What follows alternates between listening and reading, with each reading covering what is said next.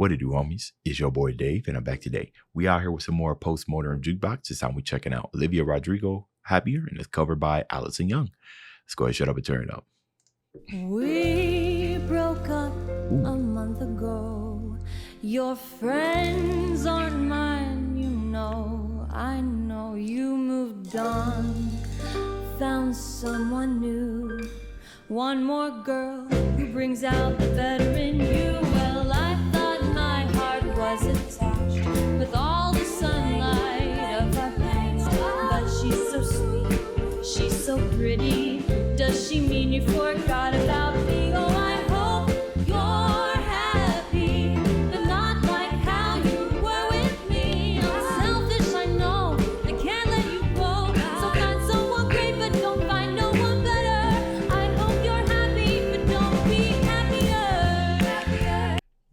See, here's the thing that I like about this channel, right? Because they do more than just make it a cover. It's almost like, not almost like the entire arrangement is changed, right? I'm sitting here thinking about the actual song, right? And while I can hear bits and snippets in there, it's like it's just completely changed. Like this can be a song on its own, all the way from the kind of swing, kind of instrumental that we got going on in the background to just the vocal performances, how she kind of just revved up, like instantly grabbed my attention because the piano came in. You know what I mean? When the pianists get over there and start jazzing on the pianos, the little jazz, little flutter that they be doing. Absolutely love it. Then we got the dance moves, the melodies. I like the 60 style. Love it.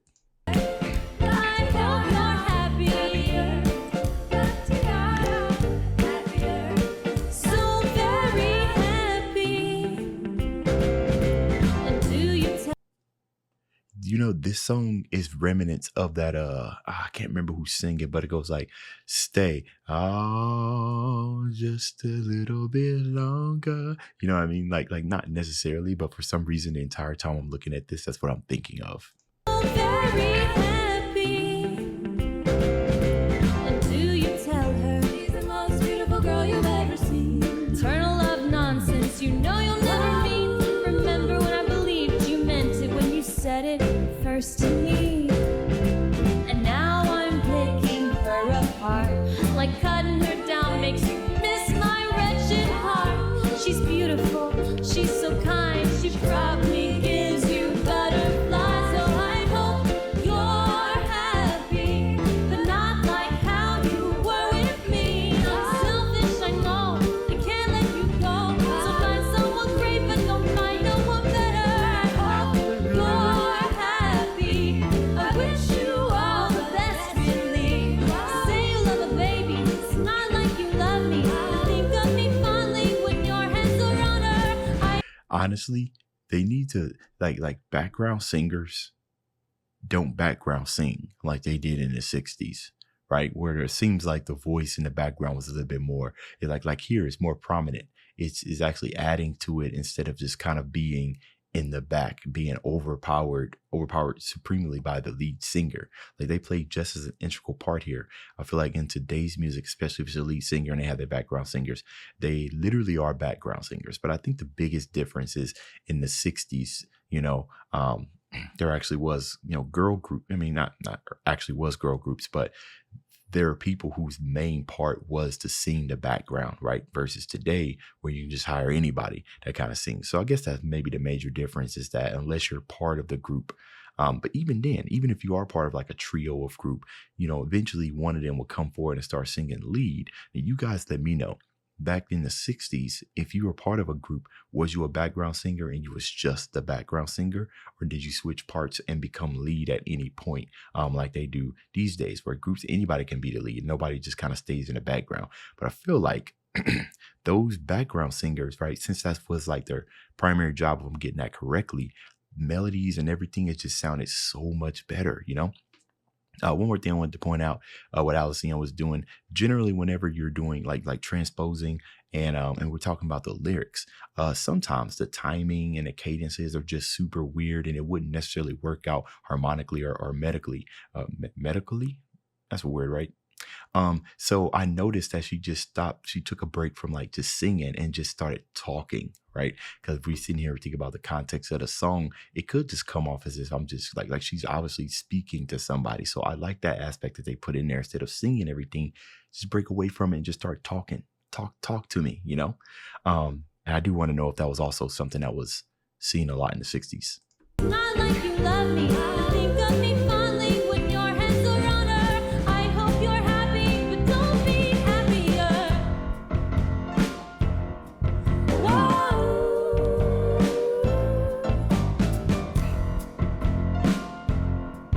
Whoa.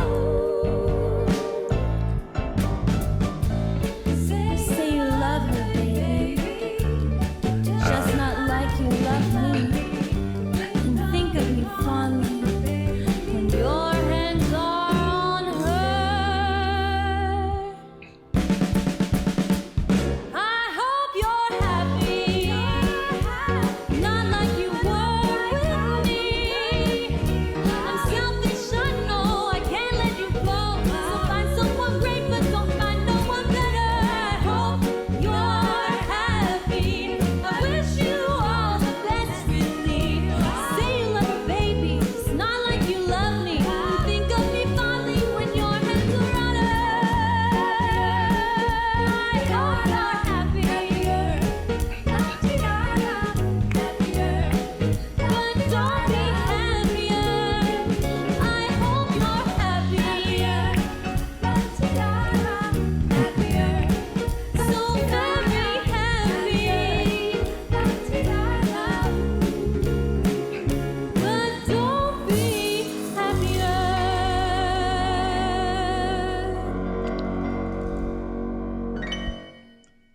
Like I said, it's like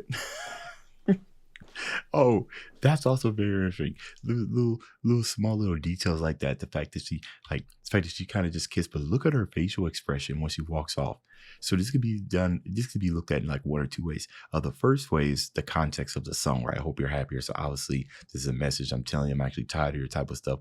But also, I'm sitting here thinking of like people who would do like performances like this, like on a daily basis, to the part to where they don't necessarily hate it. They just done it so much, like the same song or the same routine over and over and over again, that once the acting show is over, they just hopping off, going to take a smoke break and waiting for the next show. And it's just for them to do it all over again. Right. So that's interesting. Love that. Another thing is whenever we're talking about doing stuff in the older times, right, in the 60s, 50s, doo-wop and whatnot, there's specific like vocal performances that lead its way to that time. So I'm wondering whenever they're doing like their lead singer selection, that they account that in, right? Because modern day singing don't sound like it did in the 60s. And with that, everybody, whenever people were growing up singing, they will alter their voice to sound like whatever was not alter their voice, but they would do things or practice or whatnot according to like whatever was kind of like popular. You know what I mean?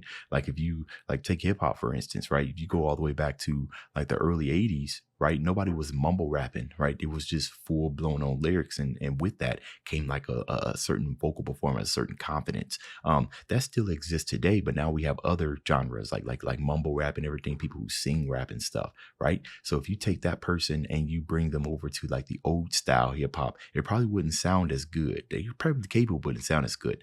I imagine the same principle applies when we're talking about stuff that's done in you can't just grab any singer. You got to grab somebody whose vocal performance mimics that of the time. I think she did a very good job, especially when she's hitting those high notes. It just rings clear. Absolutely amazing performance, Allison. And the rest of the band, actually, especially the rhythm section. So the bass guitar over there, I was jamming.